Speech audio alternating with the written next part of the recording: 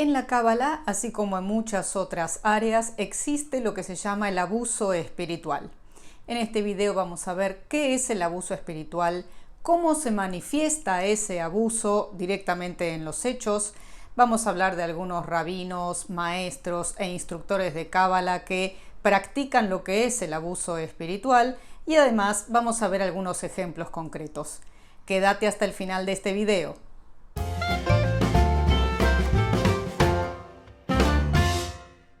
Primero vamos a definir literalmente qué significa el abuso espiritual. El abuso espiritual es una forma de abuso psicológico y emocional que ocurre cuando una persona con supuesta autoridad religiosa o práctica espiritual maltrata a otra persona en nombre de un dios, una disciplina mística, algún concepto o algún misterio espiritual. Si te sentís identificado o tuviste alguna experiencia de esta índole, déjala escrita aquí abajo, así nos enteramos todos y vemos cómo podemos resolver o cómo podemos mejorar. Este acoso, este abuso puede ser sexual, femenino o masculino, puede ser emocional, puede ser psicológico, puede ser laboral. Hay varias formas de abuso que entran dentro de lo que es el abuso espiritual, que no es nuevo. Esto existe desde hace milenios.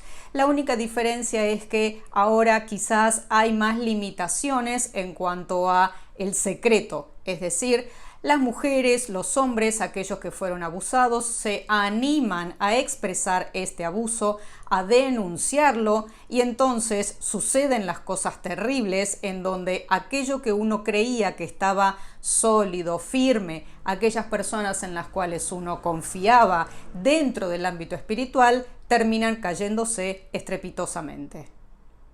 El abuso espiritual puede tener un impacto dañino y profundo en la psique de las personas y puede incluir manipulación de conceptos espirituales para justificar el abuso, explotación, rendición de cuentas obligatoria. Esto tiene mucho que ver con lo religioso, con el diezmo, con la tzedaká, con el aporte, mucho cuidado ahí.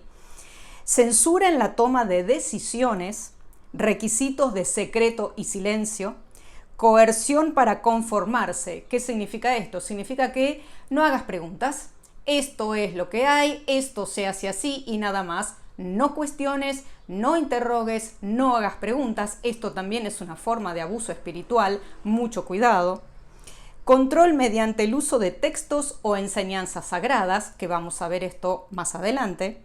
Requisitos de obediencia y exclusividad al abusador. Esto de que si estás en esta escuela no podés estar en otra, o si me seguís a mí como líder no podés obtener las enseñanzas de otro maestro, de otro profesor. La sugerencia de que el abusador tiene una posición divina. Aislamiento social como medio de castigo, es decir, cuando se empieza a difundir un rumor de tal manera que se aísla a la persona que quizás está denunciando o que quizás es abusada, y superioridad junto con elitismo. Ya tengo varias decenas de personas que trabajan conmigo en lo que es lo personal, es decir, el trabajo personalizado con el árbol de la vida, que podés acceder a través de mi página web o me podés mandar un email a cabalainfluencer@gmail.com, en donde la descripción es literal de lo que se denomina abuso espiritual. Estas son personas que se creen más allá de las personas, que son supuestamente divinos, que son supuestamente herederos de una tradición cabalística y por lo tanto hay que seguirlos y hacer exactamente lo que ellos dicen, o si no, habrá consecuencias, y esas consecuencias terminan siendo de índole moral, sexual, legal y sobre todo emocional. Los abusadores pueden ser una persona o una institución. Yo he sido testigo de personas que se creen y se creían herederos o reencarnaciones, por ejemplo, de Moshe, el profeta Moisés, de Itzhak Luria, de Moshe Cordovero, con un nivel de soberbia y de engreimiento tal que llega al ridículo. Exponer a estas personas va a ser importante porque nadie que sea la reencarnación de un enorme cabalista o de un patriarca o de un profeta se vanagloria y se jacta de eso para mostrar que es más. Te dejo aquí algunas preguntas y algunos consejos en el caso de que decidas sumergirte en una disciplina espiritual que tiene un líder, un gurú, un maestro, un profesor, un gran erudito o un supuesto cabalista. La primera pregunta sería, ¿para qué querés sumergirte en un tema espiritual? ¿Cuál es la necesidad? ¿Para qué sentís que necesitas esto? Esto va a ser fundamental, no solo en este caso, sino en todos los casos. ¿A qué me refiero? Quiero decir, cuando uno hace algo, siempre debe saber para qué. La primera pregunta siempre será ¿para qué? Y sigo con el tema que, trae muchas consecuencias y muchas tragedias y dramas y traumas a nivel familiar, social y emocional, que es el abuso espiritual. ¿En quién puedo confiar? ¿Esto qué significa? Que antes de sumergirte en una escuela o de ser discípulo de alguien que tiene renombre, averiguar quién es esa persona. Aquí también te podés ver un video de cómo elegir un maestro de cábala. Aquí también debes preguntarte quién es esta persona, cómo vive, cómo es su familia, cuáles son sus valores. No alcanza con que tenga una enorme página web y una enorme escuela. Siempre va a ser importante que sepas quién es, porque esta persona va a moldear tu mente, va a guiar tus emociones de una manera específica. Y ojo, siempre hay que tener cuidado con rescatar la individualidad. Siempre la parte importante vas a ser vos mismo, no el maestro, o en todo caso tu maestro interior. Entonces tenemos las preguntas ¿para qué? Y ¿en quién puedo confiar? Es decir, ¿quién va a ser mi profesor o mi maestro? Después, preguntarte a vos mismo antes de empezar ¿quién soy? ¿Qué necesito? ¿Cómo me conozco? ¿De qué manera puedo influir o puede influir este conocimiento espiritual, esta disciplina en mi vida? Siempre el contexto va a ser fundamental. No es lo mismo que una persona que nació en la India se ponga a estudiar masonería a que un judío que nació en un país de Occidente se ponga a estudiar budismo. Siempre hay contextos que hay que respetar. No es cualquier cosa porque sí, no es magia, no se resuelve absolutamente nada tratando de cambiar las cosas sin un fundamento, sin saber para qué se hace. Otro de los temas importantes que debes preguntarte antes de sumergirte dentro de una disciplina mística es ¿cuáles son mis miedos? Muchas veces uno se refugia en un misticismo o en una religión que después nos lleva por mal camino. ¿Cuáles son realmente mis miedos? ¿Tengo miedo a la muerte? ¿Tengo miedo a no saber vivir? ¿Desconozco de qué manera solucionar algunos problemas? Bueno, siempre hay áreas, ya sea dentro de la ciencia o dentro del misticismo, que te pueden ayudar. Por supuesto, también hay personas que te pueden ayudar. Refugiarte en la familia, refugiarte en los amigos, en aquellas personas que quieren hacerte el bien. Muchas veces es más importante tener cerca y dejarnos ayudar por quienes están alrededor nuestro que empezar a pertenecer a instituciones o ser discípulos de maestros que no sabemos por qué camino nos van a llevar. ¿Cuáles son mis valores? Es también fundamental. Es decir, si tú tienes valores cristianos, pues entonces no debes entrar dentro de una escuela de misticismo judío. Si tú tienes valores judíos, pues no debes entrar en una escuela de misticismo cristiano. Sin embargo, una cosa no reprime la otra siempre y cuando tengamos en cuenta que este conocimiento o esta introducción puede ser intelectual, puede ser informativa y está muy bien, pero si se produce el salto a lo que es el abuso, a lo que es la práctica, ahí vamos a tener un problema muy serio porque no vamos a saber cómo salir, porque nuestra mente ya ha sido moldeada con otra instrucción, con otra ideología. Tengo también conocidos que testifican directamente que sus maestros, que sus líderes espirituales se consideran a sí mismos reencarnaciones del Baal Shem Tov o reencarnaciones del Ran, del Rabbi Nachman de Breslov, lo cual es patético, lo cual es humillante. En el supuesto de que sea así, esto no es algo que se menciona, pero sí es utilizado no solo para captar personas y dinero, sino para tergiversar el sentido incluso de una ley, no solo de un midrash, sino también de la ley. Por ejemplo, hay costumbres mesiánicas que se adoptan como la transgresión por sí misma. ¿Qué significa esto? En hebreo se dice Horaat Sha'ah, es decir, las demandas de la hora, que es realmente un concepto cabalístico y judío muy importante, las demandas de la hora son utilizadas desde el punto de vista sexual, desde el punto de vista inmoral, para conseguir no solo adeptos, sino más poder.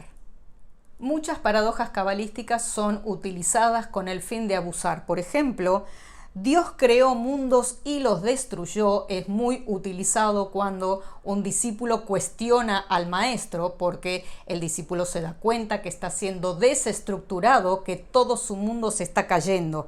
Entonces, ¿qué sucede? Se utiliza esto, Dios creó mundos y los destruyó, que está escrito en el Génesis Rabá 3:7, pero el ser humano también destruye mientras completa la tarea de reparación. Aquí entra el concepto de tikkun. El concepto de tikkun es muy utilizado por los abusadores espirituales judíos para conseguir lo que quieren. Por favor, tener mucho cuidado, prestar atención. El tikkun es el tikkun hanefesh, es el tikkun de tu propio alma, en donde vos solo sabés cómo lo tenés que corregir, cuál es el camino a seguir. El maestro puede indicarte un camino que vos podés discernir si lo elegís o no, pero aquí no hay ningún tipo de coerción, ningún tipo de forzamiento, ni de presión, ni de acoso, ni mucho menos de abuso. En la literatura rabínica encontramos dichos que son utilizadas con este fin inmoral e ilegal, como por ejemplo, mayor es una transgresión realizada con buena intención que un mandamiento realizado sin buena intención. Esto de alguna manera eleva la transgresión a un lugar que muchas veces es manipulado y utilizado. Esto en hebreo es Gedolá Beirá Lishma, Me Mitzvah Shelo Lishma. Esto es muy importante tenerlo en cuenta porque aquellos que detentan el poder y lo hacen guiados por el mal, cabalistas incluidos, maestros de cábala, supuestos líderes dentro del ámbito judío, utilizan esto a su exclusivo favor. Esto tiene que ver con su ego, esto tiene que ver con su yesod no balanceado.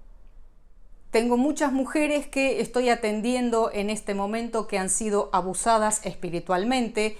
Ya sabes que podés trabajar con este tema en forma discreta, en forma particular, conmigo a través de las sesiones del Árbol de la Vida, en donde trabajamos con cada sefirá, intentando equilibrar, intentando balancear, intentando superar traumas, problemas y situaciones que no solo se han generado por estos abusos, sino también por otros. Las mujeres que vienen con estos problemas dicen haber sido, que les han prometido que la práctica que hicieran les iba a ayudar a sanar y a crecer espiritualmente. Y ellas mismas explican que se someten, literalmente, estas palabras, someten porque cedían a la seducción del conocimiento intelectual, por lo general de un varón, pasando la transgresión de lo que es un dicho al hecho. También ya sabemos que a lo largo del tiempo las mujeres han sido abusadas y silenciadas desde el punto de vista espiritual, por lo menos dentro de la Kabbalah y dentro del judaísmo, cosa que podés ver en mi curso Kabbalah y Mujer, que está en mi página web, kabbalahinfluencer.com, en donde profetizas de primer nivel, en donde matriarcas, en donde líderes, en donde mujeres que perfectamente podemos considerar cabalistas han sido aplastadas, sojuzgadas, silenciadas para siempre, y ya sabemos que cuando la mitad de la humanidad, o sea las mujeres, son silenciadas, la mitad de la humanidad se queda sin esa sabiduría. Un ejemplo de abuso relacionado con el silencio, abuso espiritual, tiene que ver con un líder de una comunidad jasídica que huyó a Holanda y que había abusado de 3 de las mujeres que lo seguían. Dice literalmente: algunas de las mujeres que testificaron en su contra dijeron que prometió elevarlas al mundo de Atzilut y las obligó a tener relaciones sexuales mientras leía el Tikkun HaKlali de Rabbi Nachman. Ah, ¿no sabías nada de esto? Bueno, entonces tenés que suscribirte a mi canal Kabbalah Influencer y darle un toque a la campanita para enterarte de más cosas como estas. El aprecio y la admiración de un estudiante por su maestro y el aspecto carismático están constantemente en el trasfondo de la sala de estudio o en el Beit Midrash, en las que el trabajo principal está relacionado con las experiencias emocionales y no necesariamente intelectuales, o sea, Yetzirah, y en la que la tentación de la tentación, que es un concepto cabalístico, está siempre presente. En estos casos, la ocupación no es con el contenido de la Torá, sino en la forma que una persona tienta a la otra para ser seguida, transgrediendo los límites de la Torá y los límites del individuo. Debemos estar alertas a todo este tipo de abuso, al abuso espiritual. Todas estas situaciones de bullying, todas estas situaciones de acoso terminan haciendo que se convierta lo que un grupo en principio parecería espiritual en una secta. Y no queremos que existan las sectas. No nos gustan las sectas, no nos gustan los grupos liderados por un solo maestro, por un solo líder, que por lo general después no deja herederos, que después se convierte en un problema fenomenal a nivel económico, a nivel laboral, pero por sobre todas las cosas a nivel espiritual. Mucha gente sale muy mal herida de estos grupos que supuestamente tienen líderes famosos, líderes que son eruditos dentro de la Torá o dentro de la Kabbalah, y esto termina muy mal.